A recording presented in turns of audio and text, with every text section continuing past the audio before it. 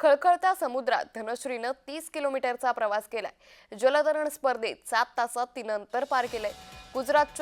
गुजरातमध्ये यवतमाळचा डंका वाजल्याचं पाहायला मिळतंय। यवतमाळ येथील 14 वर्षीय धनश्री विजय कोंडकर हिनं गुजरात राज्यातील समुद्रातील 16 नॉटिकल मैलांचं म्हणजेच 23 किलोमीटर एवढं अंतर केवळ 7 तासात पार करून यशस्वी कामगिरी केली आहे। गुजरात सरकारच्या युवक कल्याण महोत्सवाअंतर्गत बुधवारी आयोजित लांब पल्ल्याच्या सागरी जलतरण स्पर्धेत तिनं हे यश मिळवलंय।